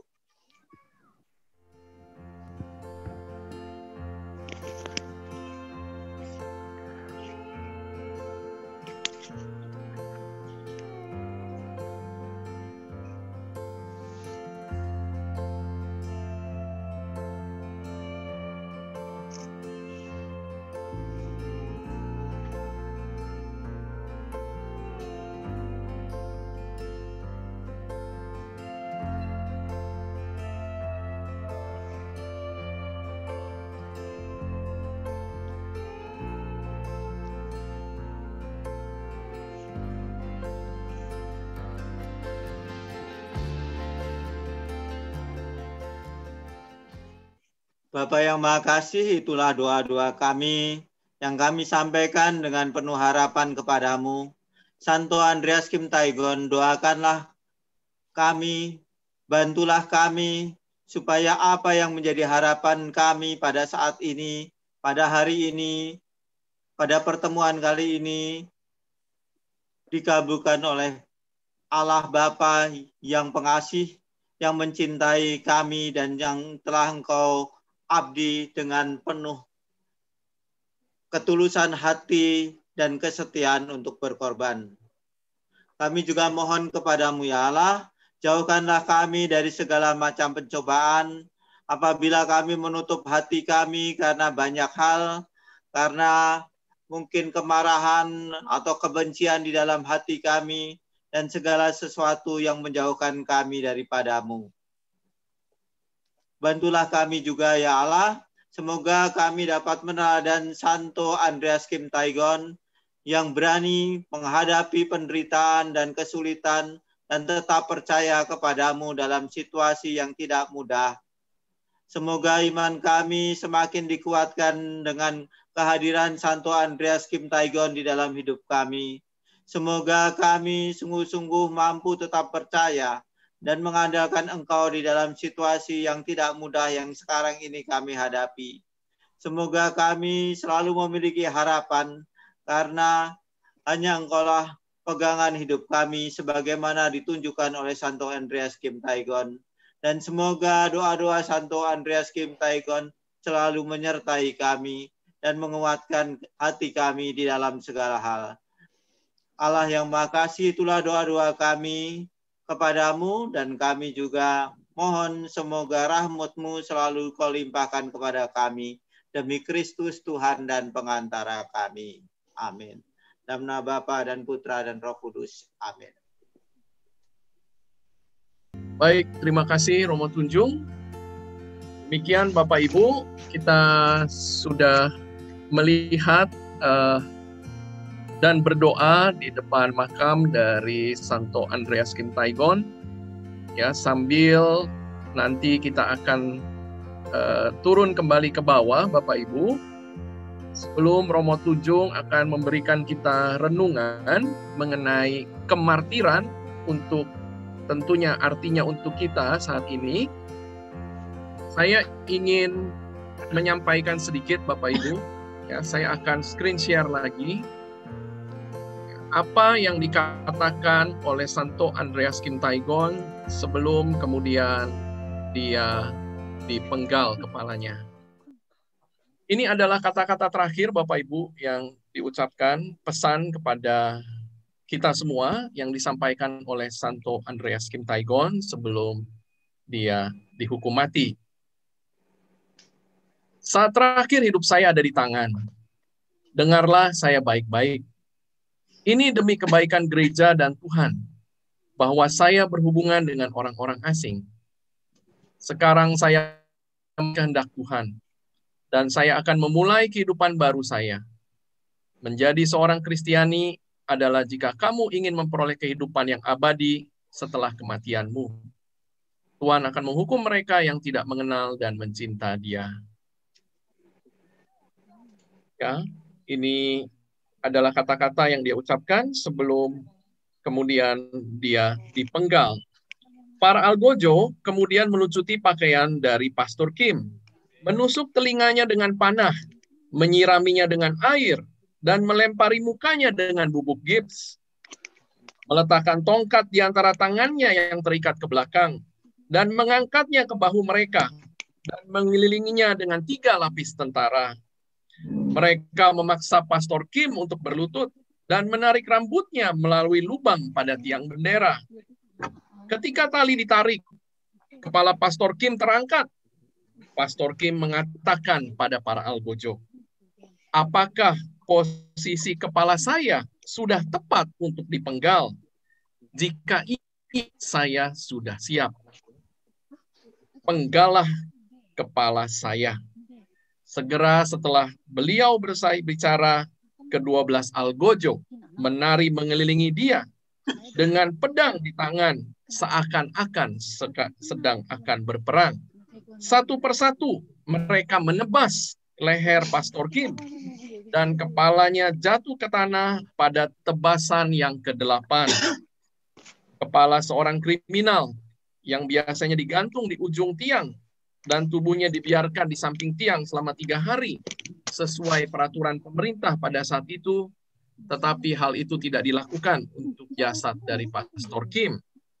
Tubuh Pastor Kim segera dikuburkan di tempat pemenggalan, dan kemudian dijaga oleh tentara.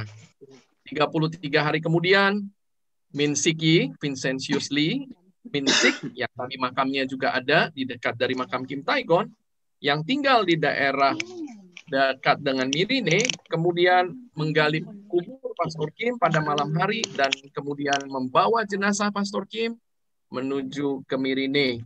Perjalanan sekitar 60 km yang ditempuh selama kurang lebih 7 hari. Ya, itulah Bapak Ibu kisah dari kemartiran Santo Andreas Kim Taegon. Ya, silakan sekarang Romo boleh membawakan renungan untuk kita semua mengenai kemartiran untuk kita semua, maknanya di saat ini. Silakan Romo. Bapak, Ibu, dan saudara-saudari yang terkasih, ya, kita baru saja mengikuti ziarah martir Santo Andreas Kim Taegon. Santo Andreas Kim Taegon itu salah satu dari banyak martir di dalam gereja. Dan gereja sangat menghormati martir-martir tersebut. Kalau Ibu atau Bapak sering kali mengikuti misa harian, pasti Bapak dan Ibu akan juga sering sekali memperingati para martir itu. Karena dalam misa harian itu banyak sekali peringatan-peringatan para martir. Dan para martir itulah yang menjadi dasar gereja. Nah, kata martir itu yang artinya saksi itu berasal dari bahasa Yunani. Yang artinya, yaitu kata martis yang artinya saksi. Dan biasanya itu dipakai untuk segala sesuatu yang berkaitan dengan kesaksian. Ya, yaitu apa? Mereka yang menyampaikan sesuatu tentang fakta yang dilihat atau yang diketahuinya. Juga dalam arti mereka yang menyampaikan kebenaran yang diyakininya. Jadi para martir itu adalah saksi yang menyampaikan kebenaran ya, yang diyakininya. Ya.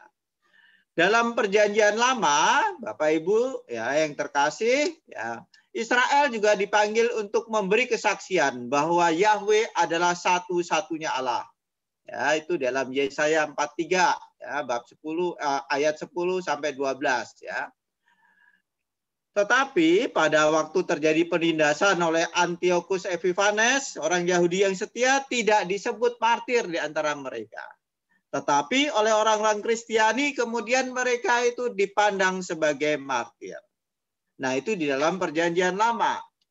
Dalam perjanjian baru, Bapak, Ibu, dan saudara-saudari yang terkasih, ya,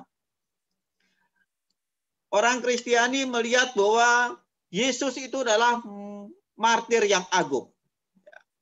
Di hadapan Pilatus, Tuhan Yesus itu mengatakan bahwa ia datang untuk memberi kesaksian tentang kebenaran. Itu silakan baca di Yohanes 18 ayat 17 maaf ya, Yohanes 18 ayat 17 ya. Dan ia menyampaikan kebenaran itu ya dengan di hadapan segala orang-orang yang menolak dia. Dan yang akhirnya membawa kepada kematian. Kita juga dalam kitab suci mendengar ya atau membaca ya banyak sekali martir, mulai dari Santo Stefanus, kemudian Yakobus, anak Zebedeus, Petrus, dan Paulus juga dipandang mati sebagai martir. Nah, sekarang bagaimana gereja memaknai kemartiran itu? Banyak sekali yang dipahami oleh gereja tentang kemartiran itu. Karena kemartiran itu merupakan sesuatu yang sangat agung.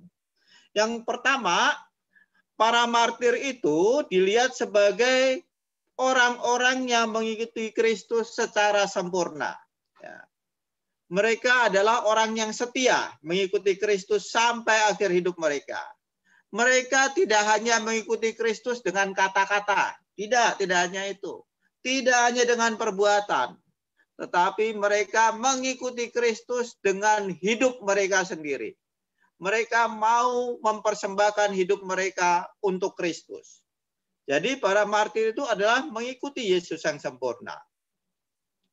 Dan dalam kemartiran itu, Bapak, Ibu, dan saudara-saudari yang terkasih, para martir itu ya membiarkan dirinya bersatu dengan Kristus. Bersatu dengan Kristus.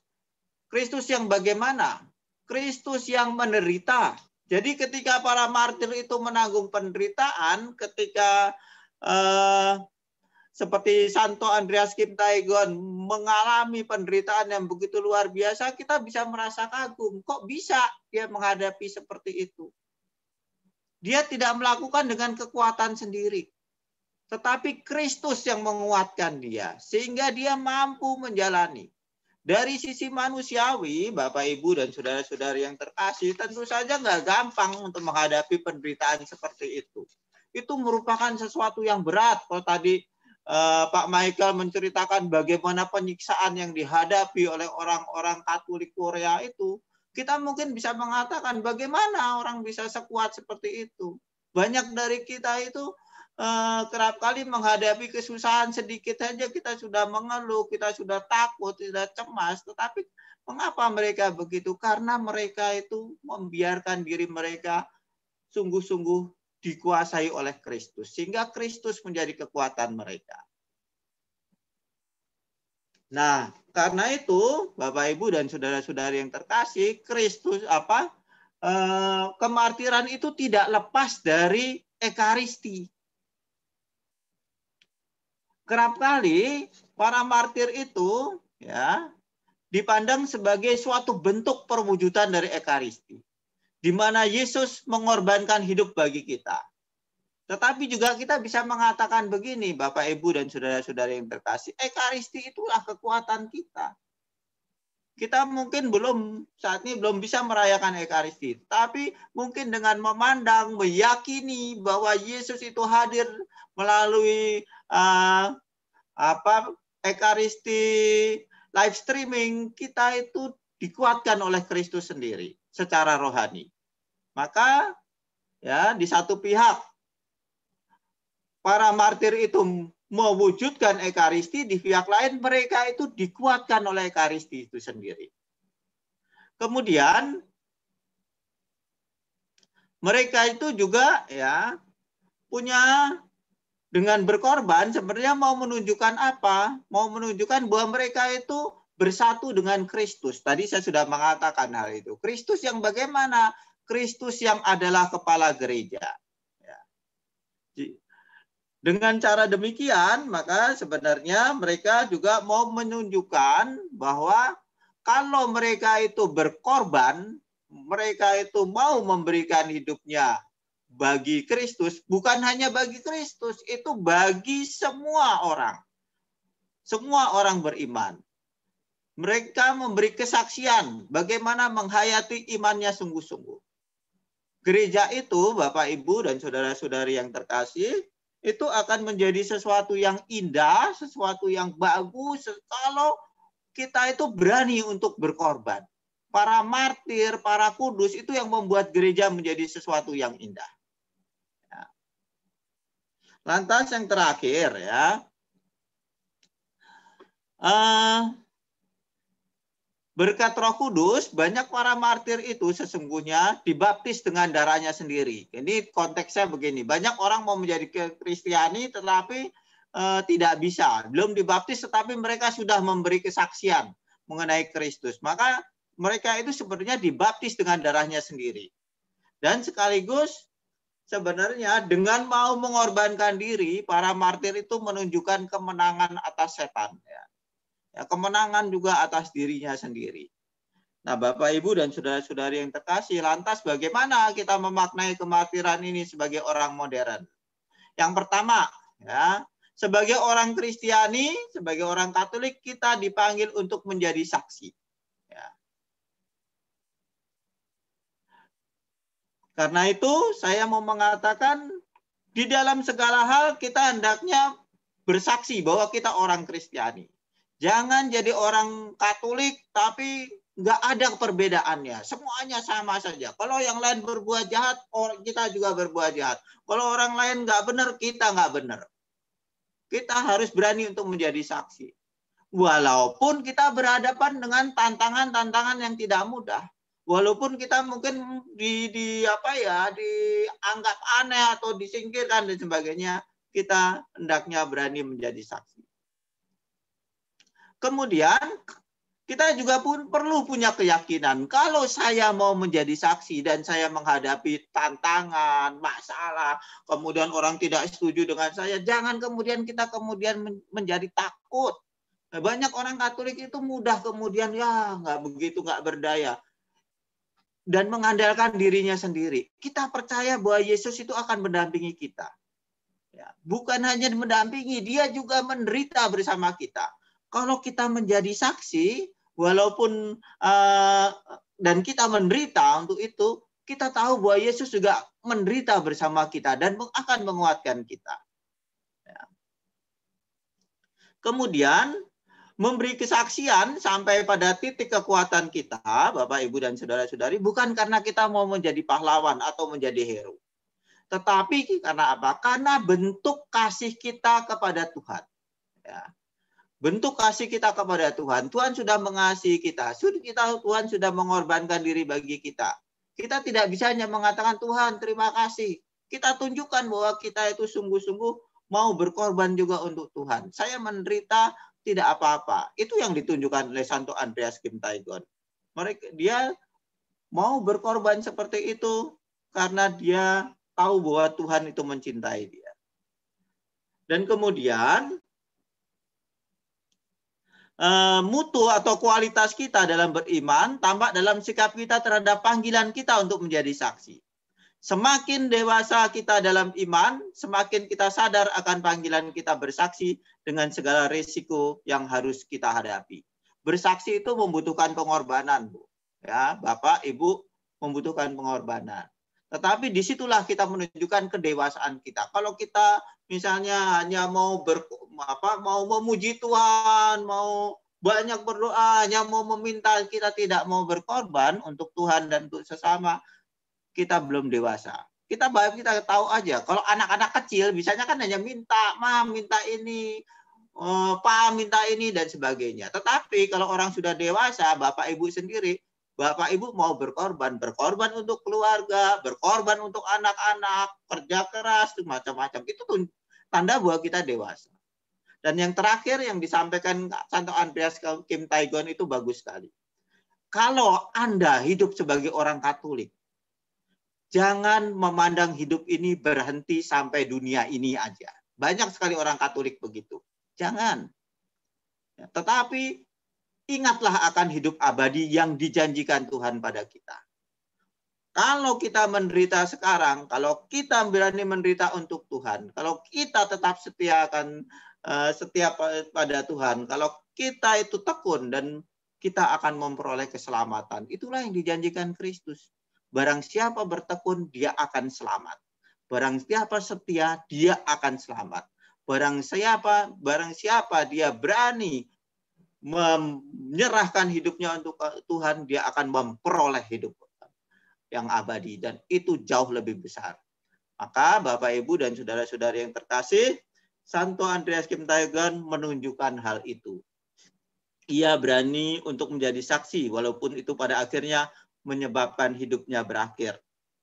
Tetapi kita yakin kini dia telah memperoleh hidupnya yang sejati, yaitu hidup abadi. Dan itulah tujuan kita. Tuhan ciptakan kita bukan untuk sekedar ribut di dalam dunia ini, sibuk dalam dunia ini, tetapi untuk hidup abadi. Itu yang harus kita pegang. Amin.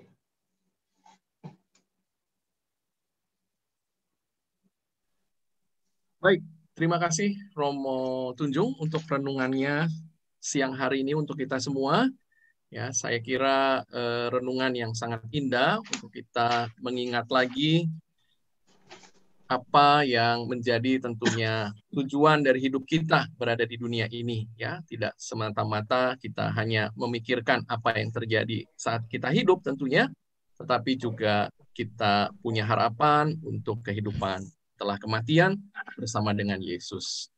Oke, baik Bapak Ibu, sambil kita belum selesai ya Bapak Ibu, masih ada sedikit lagi, mungkin sekitar 10 menit lagi kita akan selesai.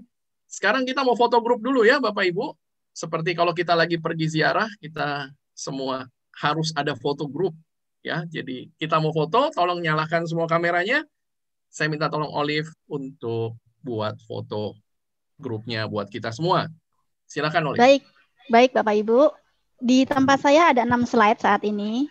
Jadi semua sekarang tolong kameranya dibuka supaya kita bisa kelihatan semua wajahnya.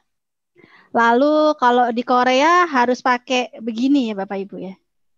Love, sarange ya. Jadi semua begini ya. Kita bersyukur sekali kalau siang hari ini kita boleh bersama-sama melakukan siarah virtual ke tempat yang spesial di Mirine. Dan kita berharap tentunya tahun depan kita semua bisa tidak lagi lihat virtual ya, tetapi kita bisa langsung datang ke tempatnya Bapak Ibu. Tempat yang sangat indah, tempat yang sangat menyentuh, tempat di mana kita bisa belajar banyak mengenai kemartiran. Ya, kita punya program nih Bapak Ibu ya buat tahun depan. Untuk Korean Catholic Pilgrimage Bapak Ibu ya, kita rencanakan tanggal bisa berubah, nanti kita lihat. Ya, antara 15 Oktober sampai 22 Oktober Bapak Ibu untuk 8 hari perjalanan ya. Jadi apa sih yang akan kita lihat? Kita akan pergi ke Nami Island ya, tempat yang selalu kalau di Korea pasti didatangi, kemudian Monsorak, kemudian juga kita akan pergi ke Dangjin Bapak Ibu. Dangjin ini tadi kalau Bapak Ibu ingat di cerita yang saya sampaikan adalah tempat kelahirannya Santo Andreas Kim Taegon di Dangjin ya. Kemudian Beron, Bapak Ibu, di sini ada seminari yang juga sangat terkenal, seminari Katolik yang sangat terkenal di Korea. Kemudian kita akan pergi ke Namyang Rosary Hill, ya, itu juga menjadi bagian dari ziarah kita kalau kita ke Korea. Kemudian kita akan ke Mirine tentunya, ya, yang hari ini Bapak Ibu sudah lihat secara virtual. Berdoa, Tuhan berkenan tahun depan kita boleh datang secara live juga ya, secara real kita hadir di tempat tersebut. Ya, ini tentunya tempat kunjungan yang utama dari ziarah kita di Korea ke Mirine. Kemudian Bapak Ibu, kita juga akan melihat di Seoul ada Istana Gyeongbok, ya, kemudian ada Joldusan, ini juga tempat kemartiran. Kalau Santo Andreas Kim Taegon, Bapak Ibu, itu dipenggal kepalanya itu kira-kira di lokasi tidak jauh dari tempat ini ya. Kemudian juga kita akan pergi ke Katedral Myeongdong ya. Ini katedral yang sangat bagus di kota Seoul. Biasanya kita datang dan mau merayakan misa bersama dengan umat Katolik ya. Biasanya sore hari ada 2 atau 3 misa di mana kita bisa ikut dan kita bisa misa bersama dengan umat Katolik dalam bahasa Korea di sana.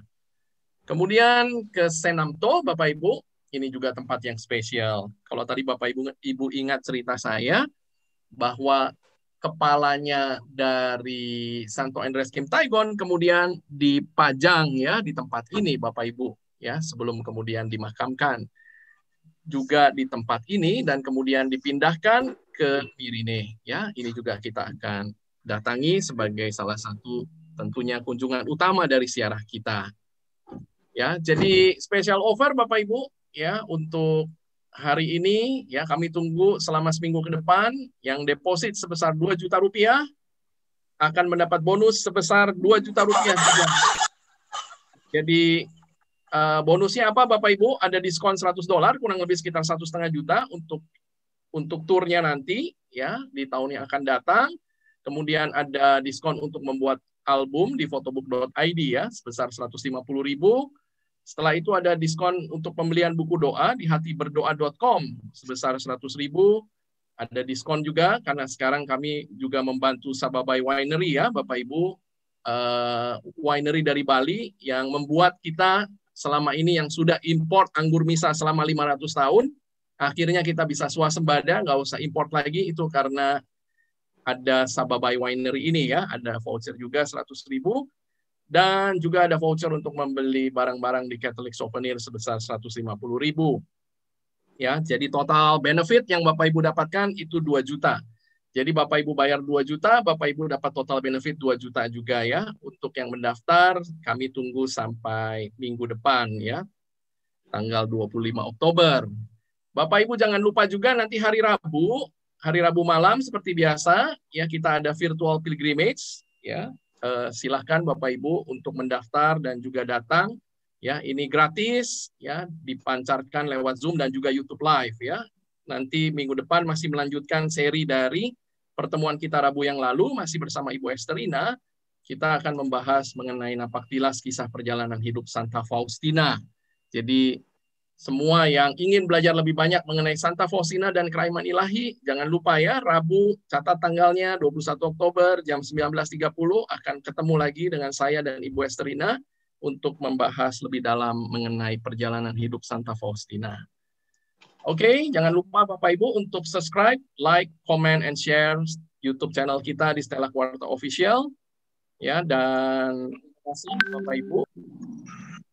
Oke, Terima kasih. thank you. Terima kasih banyak, Elena. Terima kasih, Mr. Kim. Sampai Terima ketemu kasih. semuanya. Thank you. Ya, terima kasih Terima Pak. kasih, Bapak Terima Ibu. kasih Doa dulu. semuanya.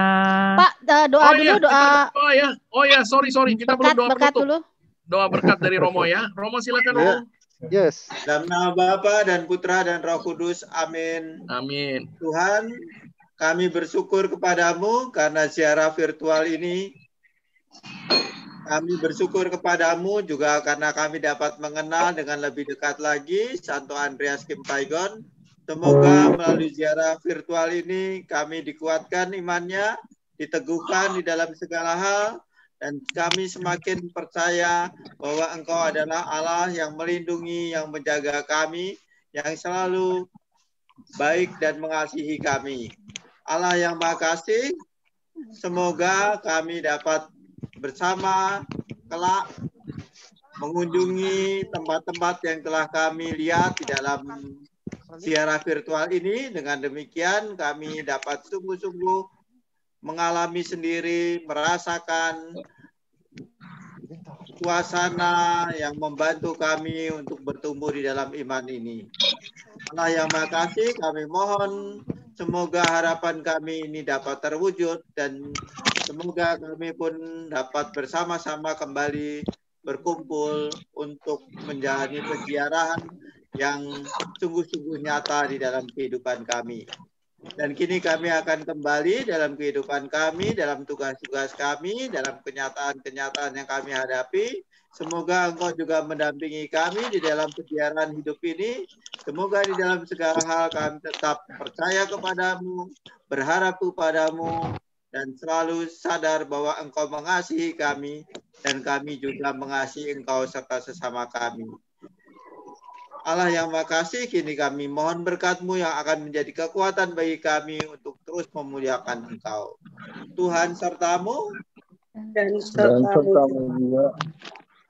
Semoga saudara-saudari sekalian diberkati dan dilindungi oleh Allah yang Maha Kuasa, Bapa dan Putra dan Roh Kudus. Amin. Amin. Terima kasih Terima banyak kasih. Romo. Ya, Terima kasih sama-sama. Bapak Ibu semua. Terima kasih Romo kasih. Tuyung. Sama-sama, Bu. Terima kasih Pak Michael. Terima Selamat, kasih salam semuanya. sehat Terima semuanya. kasih. Stella, Stella Tours, tur Anda terpercaya, mengesankan. Stella, Stella Tours, tur Anda semakin indah, menyenangkan, berbagi kisah bersama. Stella Tours. Stella Tours dari Stella Quarta Wisata berpengalaman lebih dari 30 tahun membawa Anda pada perjalanan ziarah dan rohani yang sangat indah dan berkesan. Stella Tours melayani lebih sungguh, melangkah lebih jauh. Stella, Stella Tours, tur Anda semakin indah, menyenangkan, berbagi kisah bersama. Stella Tours. Hubungi 021 8779 4878 atau www.stellatours.com.